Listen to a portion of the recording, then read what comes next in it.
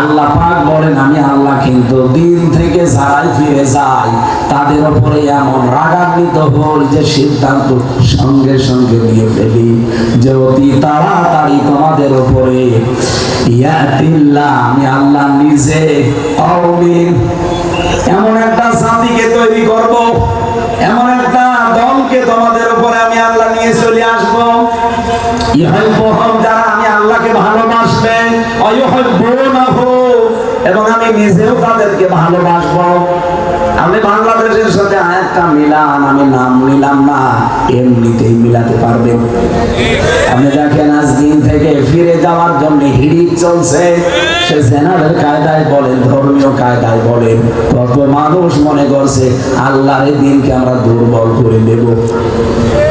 কত মানুষ কথা বলেও ফেলেছে যে বাংলাদেশে ইসলাম কায়েম সম্ভব না। কথা বলে না কেন? কোনদিন এই দেশে মৌলবাদের উত্থান হবে না, মৌলবাদের লোক কোনদিন এই দেশে ক্ষমতায় যাবে না, যায়নি। মনে হচ্ছে ক্ষমতা ওনার হাতে, এমন কথা মানুষ আমরা বলতে শুনি। বলে কোরআনের ভেতরে রাজনীতির কোন সম্পর্ক নেই। আমার এই ছোট মাথার ভেতরে কোরআনে কারিমে ৯,৯১৮ জায়গায় আমি রাজনীতির আয়াত পেয়েছি। তাদের বড় বড় মাথা ওরা তো আরো বেশি পাবে। যে লোকটা এই কথা বলে যে কোরআনের সাথে রাজনীতির সম্পর্ক নেই, উনি এক জায়গায় পেলেন না। কিভাবে কোরআন পড়লেন আপনি? আপনার কি কোরআনের উপরে কোনো ডিগ্রি আছে? কোরআনের উপরে 10টা বছর কাটিয়েছেন। আমাদের 33 বছরের ভেতরে আমার মনে হয় 23 বছরই আমার কোরআনের উপরে চলছে। আমার অনার্স মাস্টার্স পর্যন্ত কোরআনের উপরে। আমার এই ছোট মাথায় যদি 918 জায়গায় কোরআনের রাজনীতি করা লাগবে এটা থাকে, আপনি এক জায়গায় পাননি, আপনি কি পড়া পড়েছেন কোরআন?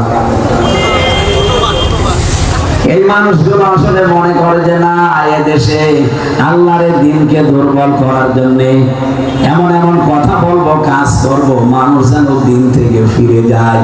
আর ভাই নিজের কপালে আপনি নিজে কোরআন মারছেন। আল্লাহর দিন থেকে যদি ফিরে যায় যে হামজার কোনো ক্ষতি নেই, এটা বলে না। আল্লাহর দিন থেকে আল্লাহর বান্দারা যদি সত্যি ফিরে যায়, হামজার কোনো লস আছে? কারণ দিনের মালিক তো আমি না।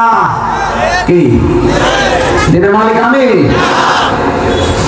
দিনের মালিক যিনি, উনি সিদ্ধান্ত নিয়েছেন মানুষ যখনই দেখবো আমার দিন থেকে ফিরে যায়, মুখ ফিরিয়ে নেয়, আমি আল্লাহ নিজে তখন সিদ্ধান্ত নেই ওই জায়গায় এমন একটা দল আমি তৈরি করে দেব, যেই দল আমাকে ভালোবাসবে, আমি আল্লাহ তাদের ভালোবাসবো। বলেন তো এরকম একটা দল বাংলাদেশে এখন তৈরি হচ্ছে না? যা দিন থেকে ফেরত চলে যায়, আর এই মানুষগুলো দিনকে মারার জন্য, দিনকে কায়েম করার জন্য জান প্রাণ দিয়ে চেষ্টা চালাচ্ছে।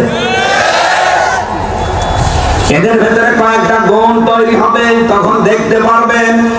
আল্লাহ পাক বলেন কাতাবাল্লাহু লা আগলিবান্না আনা ওয়া রাসূলি। সূরা মুজাদালার 21 নম্বর আয়াতের প্রথম অংশে আছে, 28 নম্বর পারার 4 নম্বর পৃষ্ঠার প্রথম লাইনে আছে। রব্বুল আলামিন বলেন কাতাবাল্লাহু। আলহামদুলিল্লাহি রাব্বিল আলামিন ওয়াসসালাতু ওয়াসসালামু আলা রাসূলিল আমিন ওয়া আলা আলিহি ওয়া আসহাবিহি ওয়া আতবাইহি আজমাইন লাইলা ওয়া নাহারান ফিত তারফাইন। ফাকাদ ক্বালা আল্লাহু তাআলা ফি কালামিহিল মাজিদ ওয়া বুরহানিহিত তাওহীদ। আউযু বিল্লাহি মিনাশ শাইতানির রাজীম। বিসমিল্লাহির রহমানির রহিম।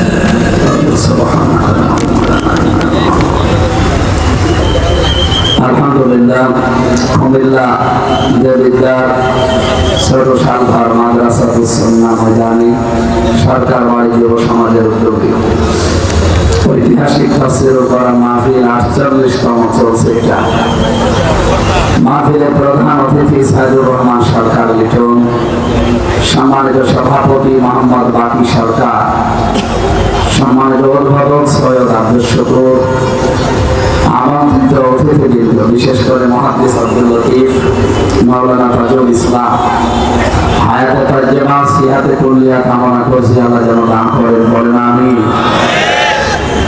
মাহফিলের আমন্ত্রিত ওলামা হযরত, আমাদের পরে যারা এখানে কথা বলবেন, মুফতি মোহাম্মদ আলী, মাওলানা আব্দুল ভাই মোহাম্মদ সাইফুল্লাহ, মাওলানা শাইখ আহমদুল্লাহ, ইসলামী সঙ্গীত পরিবেশন করবেন ওবায়দুল্লাহ তারেক ভাই, কর্মপদের শিল্পী গোষ্ঠী বিশেষ করে মোহাম্মদ বদরুল সামান, ইকবাল মাহমুদ, সালমান সাদি, আবির মাহমুদ নসরুল্লাহ, অন্যান্য সম্মানিত ব্যক্তিবর্গ যারা মঞ্চে বসে আছেন, রফানা লাকা যিকরা, আল্লাহর দরবারে এদের মর্যাদা আল্লাহ যেন আরো বাড়িয়ে দেন। সামনে কি বিশ্বরোগ নাকি?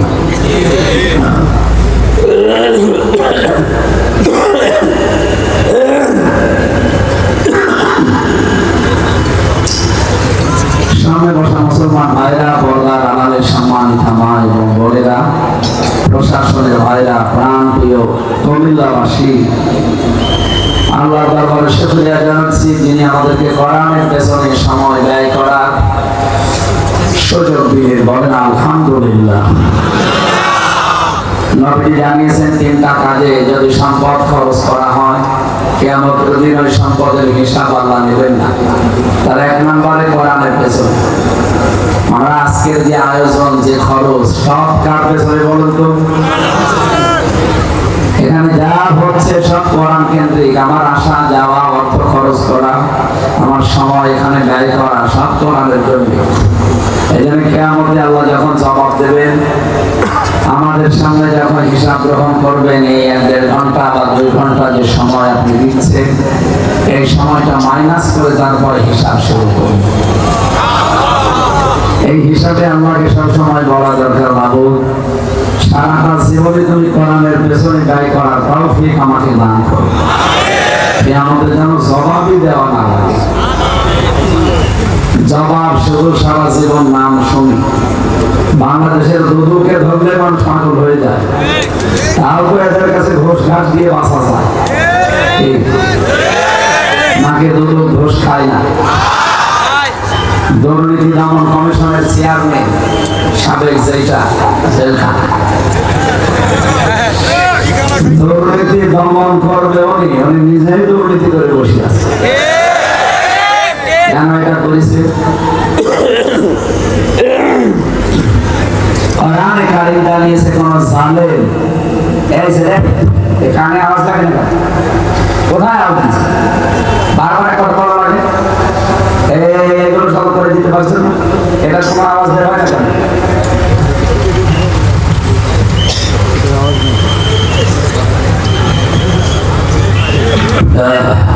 কোন জায়গায় মাইকে? কিসের লোক? কোনো আলোই নেই। জেলা শহরের মাইক নিতে পারেন, একটু পাওয়ার বেশি আছে, এ তো রওশনের সাথে মতো।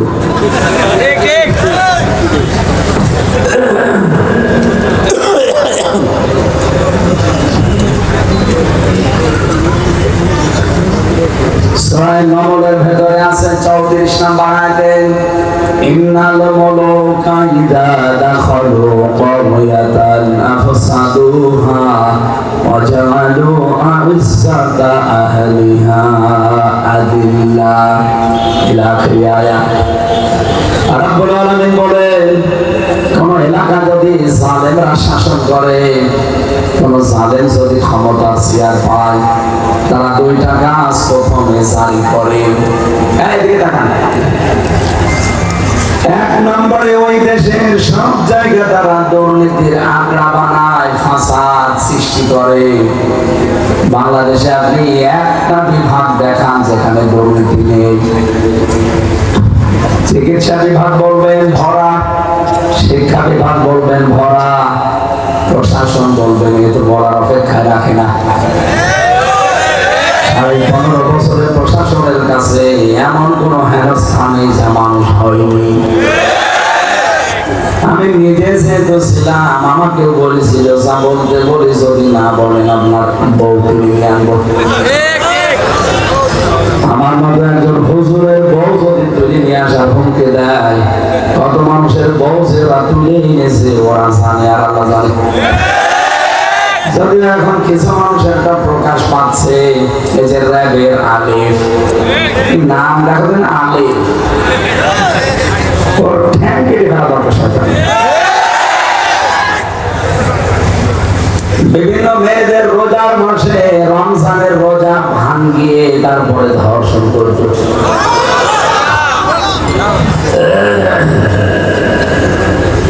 মানুষ বললে গোনা হবে।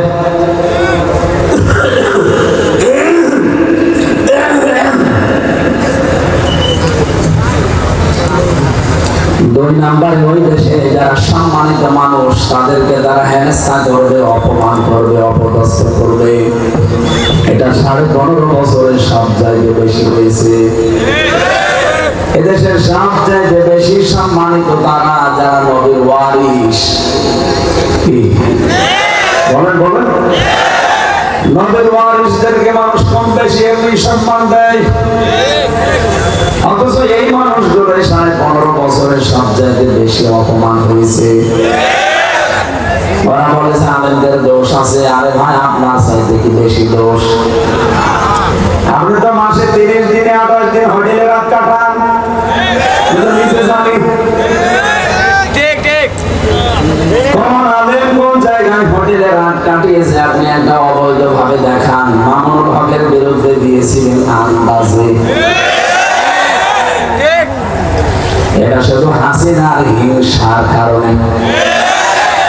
বলেছিল না যে বঙ্গবন্ধুর মূর্তিও যদি বানানো হয় ওটা ভেঙে বুড়িগঙ্গায় ভাসিয়ে দেবো, এইটা ওর রাগ। হাসিনার রাগ যার উপরে তার জীবন শেষ হয়ে গেছে।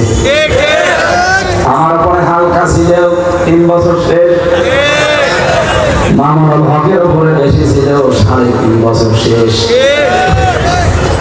মাওলানা এটিএম কে জানাব আজহারুল ইসলামের উপরে রাগ আরো বেশি, 13 বছর শেষ। সাইদি সাহেবের বসে বেশি রাগ ছিল, মেয়ে ফেলেছে।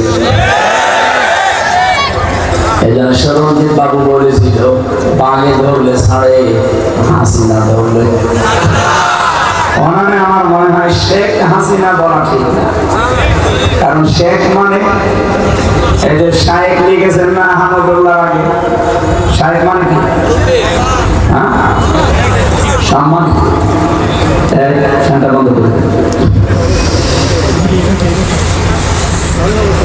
যেহেতু একজন খুনি, একজন ফ্যাসিস্ট, এই পৃথিবীতে 257 জন মানুষ আছে রাষ্ট্র পরিচালনা করে, তাম পৃথিবী মিলে সবচাইতে বেশি নিকৃষ্ট মানুষের তালিকায় নাম এসেছে হাসিনার।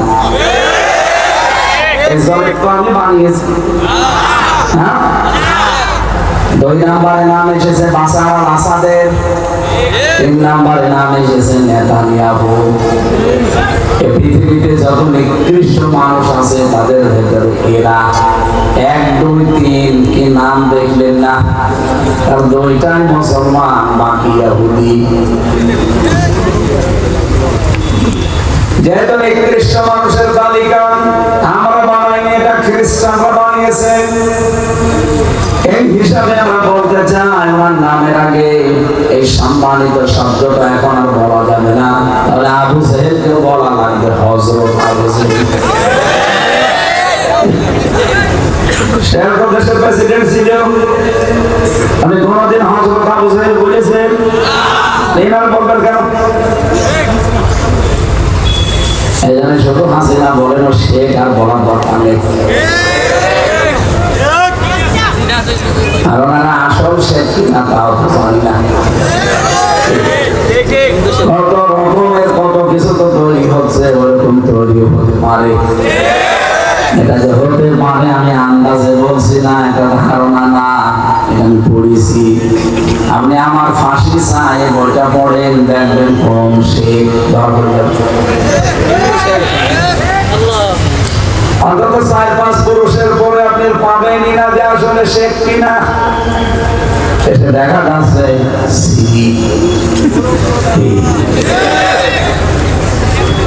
আমার বংশের উপরে আমি 3 পুরুষ জানি, এর উপরে জানি না। আমার বাবা রিয়াজউদ্দিন সরদার, তার বাবা জাহান আলী সরদার, তার বাবা নওয়াজ আলী সরদার, এরপরে আমরা জানি না। এরপরে যে কে আল্লাহ জানে, আর ওই নওয়াজ আলী জানে।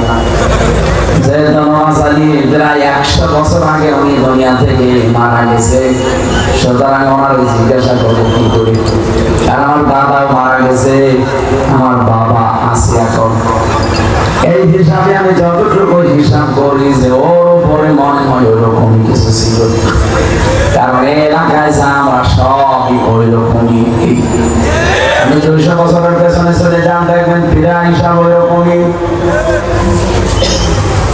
এই গানের নাম ওদের সেনা দেবীর দ্বার। নাম শুনলে বোঝা যাচ্ছে এখানে তো দাদারা ছিল।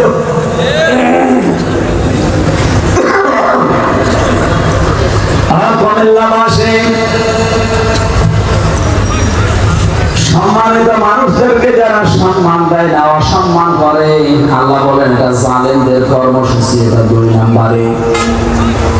এজন্য অসম্মানিত করা সম্মানিত মানুষদের, আর দেশের ভেতরে বিশৃঙ্খলা তৈরি করা, দুর্নীতির আঁকড়া বানানো প্রতিটি জায়গা, এই কর্মসূচিগুলো জালেমরা ক্ষমতায় গেলে হাতে নেয়। আগামীতে যারা যাবেন অন্তত এই 2টা হাতে নেবেন না। অনেকেই দেখছি হাতে অলরেডি নিয়ে নিয়েছে।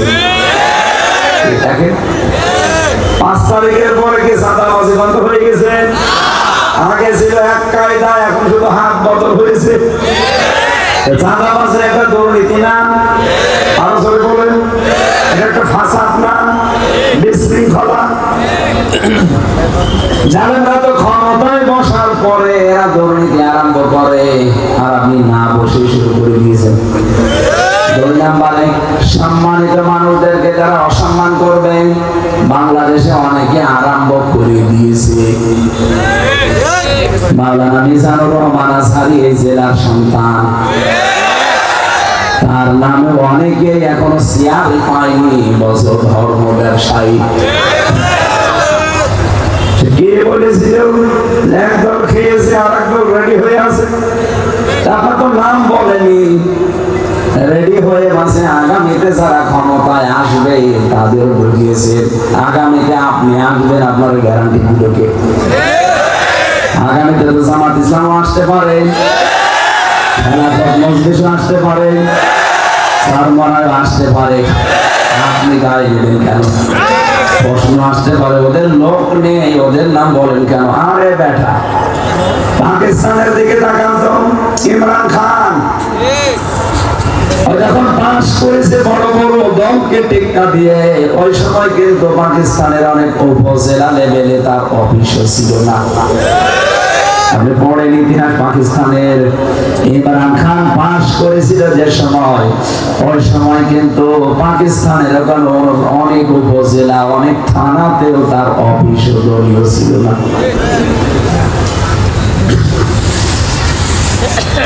অথচ যাদের নাম বললাম এদের অফিস কিন্তু প্রত্যেক জেলায়, প্রত্যেক উপজেলায়, প্রত্যেক থানায়। কি কথা বলে না? আর যে সুর এখন শুনতেছেন, বাংলাদেশে খেলাফত, চরমনা, জামাত এরকম 12টা বড় বড় দল ইসলামের নাম নিয়ে যারা চালায়, ওরা সব অলরেডি সিদ্ধান্ত নিয়েই ফেলেছে যে আগামীতে আমরা সবাই মিলে একটা বাক্স দেব ইসলামের।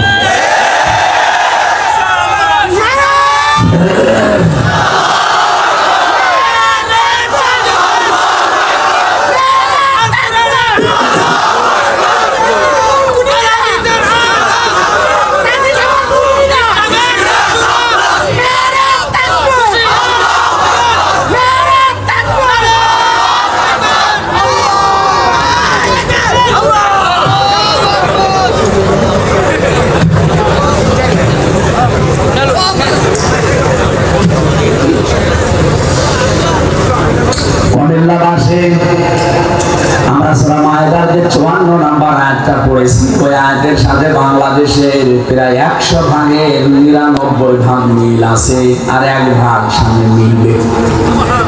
আমি মিলাবো ইনশাআল্লাহ। কি আমি এটা বানিয়ে বানিয়ে মিলাবো? বলেন। কোরআনে কারিমের আয়াতের দিকে তাকান। ইয়া আইয়ুহাল্লাযীনা আমানু মাইয়ারতাদ্দা মিনকুম আন দীনিহি। পরে যারা ঈমানের দাবি করো, আমি নামকরণ, ঐতিহাসিক প্রেক্ষাপট এবং বাস্তবতা সব বাদ দিয়ে দিলাম, একবারে তাফসীরে প্রবেশ করেছি। শুনতেছেন? খুব ভালো করে শুনবেন। যারা ঈমানের দাবি করো তাদেরকে আল্লাহ ডাক দিয়েছেন। বাংলাদেশে যেহেতু আমরা 96 ভাগ মুসলমান, কত ভাগ বলেন বলুন? বাকি 4 ভাগ বাদ দিলাম, ওরা বাদে আমরা যারা আছি 96 ভাগ। আল্লাহ আমাদেরকে ডাক দিয়ে জানিয়েছেন মাইয়ারতাদ্দা মিনকুম আন দীনিহি। যে ব্যক্তি ইয়ারতাদ্দা, ইরতিদাদ শব্দের শাব্দিক অর্থ হচ্ছে ফিরে যাওয়া, হক থেকে বাতিলের দিকে ফিরে যাওয়া। আপনি নিজের সাথে কিন্তু মিলাবেন। আমি আবার বলছি, যে ব্যক্তি, যেহেতু এখানে কারো নাম আল্লাহ দেয়নি, যে ব্যক্তি মাইয়ারতাদ্দা মিনকুম, মিন মানে হতে কোন মানে তোমাদের, তার মানে বাংলাদেশে যারা আমরা আছি সবাই এর ভেতরে আছি। বলেন বলেন। আন দীনিহি, আমি আল্লাহর দিন থেকে, ইসলাম থেকে, কোরআনে কারীম থেকে, আমার বিধান থেকে যারা মুখ ফিরিয়ে নেবে, ফিরে যাবে,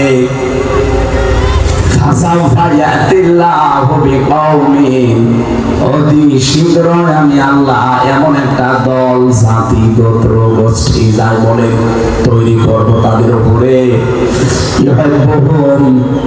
আল্লাহ নিজে যাদেরকে ভালোবাসবেন, এবং তারাও আল্লাহকে ভালোবাসবে। আল্লাহর সাথে টেক্কা দিয়ে, পাল্লা দিয়ে আজ অনেকেই কিন্তু আল্লাহর দিনের সাথে বিদ্রোহ করছে। সে জেনারেল কায়দায় হোক আর ধর্মীয় নাম নিয়ে হোক। কি কি বলছেন আপনি বলেন? আজ দিনের নাম নিয়ে, ইসলামের নাম নিয়ে কত মানুষ ইসলাম থেকে আজ বের হয়ে চলে যাচ্ছে নতুন নতুন ইসলাম বানিয়ে। আর এটা বাংলাদেশের চট্টগ্রাম বিভাগে বেশি। ইসলামে যেটা নেই, নতুন করে ওটা ইসলাম বানিয়ে আর একটা পথ তৈরি করে নিয়েছে।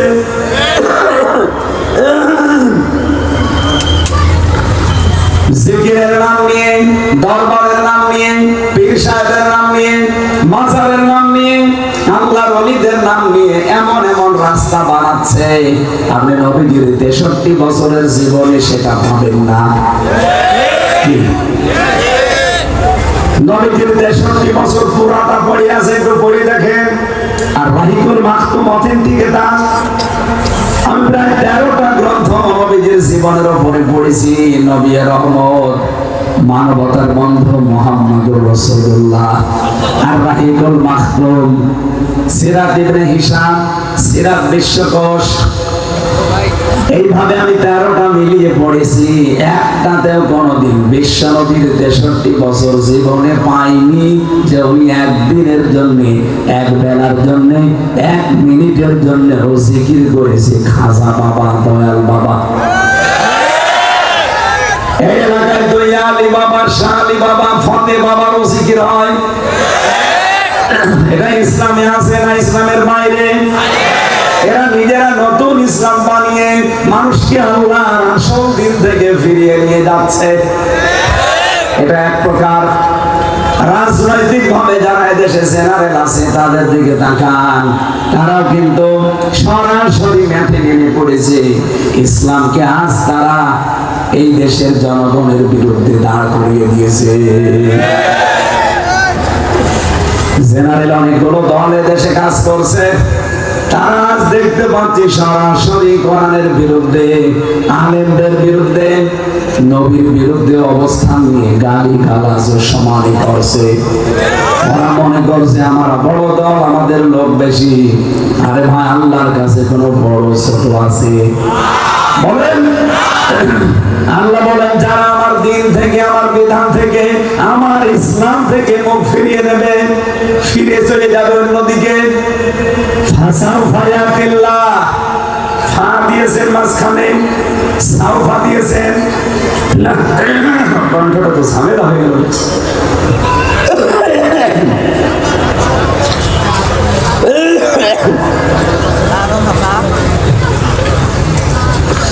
সাউফা শব্দটা ব্যবহার হয় প্রায় 13টা অর্থে। আপনি দেখবেন কোন সেন্টেন্সের আগে যদি আল্লাহ সাউফা, সিন, কদ, লাম এরকম কোন শব্দ ব্যবহার করেন, তার বাংলা অর্থ দাঁড়ায় অতি তাড়াতাড়ি। আল্লাহ এখানে ফা না দিলে পারতেন, সাউফা না দিলেও পারতেন, ইয়াতিল্লাহ দিলে অর্থ হয়ে যেত, সাউফা দিলেন কেন? যত তাফসীর আমি পড়েছি, মুফাসসিরিন ইকরাম জানাতে চেয়েছেন, আল্লাহ পাক বলেন, আমি আল্লাহ কিন্তু দিন থেকে যারাই ফিরে যায় তাদের উপরে এমন রাগান্বিত হই যে সিদ্ধান্ত সঙ্গে সঙ্গে নিয়ে ফেলি যে অতি তাড়াতাড়ি তোমাদের উপরে ইয়াতিল্লাহ, আমি আল্লাহ নিজে কওমিন, এমন একটা জাতিকে তৈরি করব, এমন একটা দলকে তোমাদের উপরে আমি আল্লাহ নিয়ে চলে আসবো, ইউহিব্বুহুম, যারা আমি আল্লাহকে ভালোবাসবে, ওয়ায়ুহিব্বুনাহু, এবং আমি নিজেও তাদেরকে ভালোবাসবো। আপনি বাংলাদেশের সাথে আয়াতটা মিলান, আমি নাম নিলাম না, এমনিতেই মিলাতে পারবেন। আপনি দেখেন আজ দিন থেকে ফিরে যাওয়ার জন্য হিড়িক চলছে, সে জেনারেল কায়দায় বলেন, ধর্মীয় কায়দায় বলেন, কত মানুষ মনে করছে আল্লাহর এই দিনকে আমরা দুর্বল করে দেব। কত মানুষ কথা বলেও ফেলেছে যে বাংলাদেশে ইসলাম কায়েম সম্ভব না। হ্যাঁ, কথা বলেন না কেন? কোনদিন এই দেশে মৌলবাদের উত্থান হবে না, মৌলবাদের লোক কোনদিন এই দেশে ক্ষমতায় যাবে না, যায়নি। মনে হচ্ছে ক্ষমতা ওনার হাতে, এমন কথা মানুষ আমরা বলতে শুনি, বলে কোরআনের ভেতরে রাজনীতির কোনো সম্পর্ক নেই। আমার এই ছোট মাথার ভেতরে কোরআনে কারিমে ৯,৯18 জায়গায় আমি রাজনীতির আয়াত পেয়েছি। তাদের বড় বড় মাথা, ওরা তো আরো বেশি পাবে। যে লোকটা এই কথা বলে যে কোরআনের সাথে রাজনীতির সম্পর্ক নেই, উনি এক জায়গায় পেলেন না। কিভাবে কোরআন পড়লেন আপনি? আপনার কি কোরআনের উপরে কোনো ডিগ্রি আছে? কোরআনের উপরে 10টা বছর কাটিয়েছেন। আমার 33 বছরের ভেতরে আমার মনে হয় 23 বছরে আমার কোরআনের উপরে চলছে। আমার অনার্স মাস্টার্স পর্যন্ত কোরআনের উপরে। আমার এই ছোট মাথায় যদি 918 জায়গায় কোরআনের রাজনীতি করা লাগবে এটা থাকে, আপনি এক জায়গায় পাননি, আপনি কি পড়া পড়েছেন কোরআন? এই মানুষগুলো আসলে মনে করে যে না, এদেশে আল্লাহর দিনকে দুর্বল করার জন্য এমন এমন কথা বলবো, কাজ করব, মানুষ যেন দিন থেকে ফিরে যায়। আর ভাই, নিজের কপালে আপনি নিজে কোরআন মারছেন। আল্লাহর দিন থেকে যদি ফিরে যায়, যে হামজার কোনো ক্ষতি নেই। একটা বলে না আল্লাহর দিন থেকে আল্লাহর বান্দারা যদি সত্যি ফিরে যায়, হামজার কোনো লস আছে? কারণ দিনের মালিক তো আমি না। কি দিনের মালিক? আমি দিনের মালিক যিনি, উনি সিদ্ধান্ত নিয়েছেন মানুষ যখনই দেখবো আমার দিন থেকে ফিরে যায়, মুখ ফিরিয়ে নেয়, আমি আল্লাহ নিজে তখন সিদ্ধান্ত নেই ওই জায়গায় এমন একটা দল আমি তৈরি করে দেব, যেই দল আমাকে ভালোবাসবে, আমি আল্লাহ তাদের ভালোবাসবো। বলেন তো এরকম একটা দল বাংলাদেশে এখন তৈরি হচ্ছে না? যারা দিন থেকে ফেরত চলে যায়, আর এই মানুষগুলো দিনকে মারার জন্য, দিনকে কায়েম করার জন্য জান প্রাণ দিয়ে চেষ্টা চালাচ্ছে। এদের ভেতরে কয়েকটা গুণ তৈরি হবে, তখন দেখতে পারবেন। আল্লাহ পাক বলেন কাতাবাল্লাহু লা আগলিবান্না আনা ওয়া রুসুলি। সূরা মুজাদালার 21 নম্বর আয়াতের প্রথম অংশে আছে, 28 নম্বর পারার 4 নম্বর পৃষ্ঠার প্রথম লাইনে আছে। রব্বুল আলামিন বলেন কাতাবাল্লাহু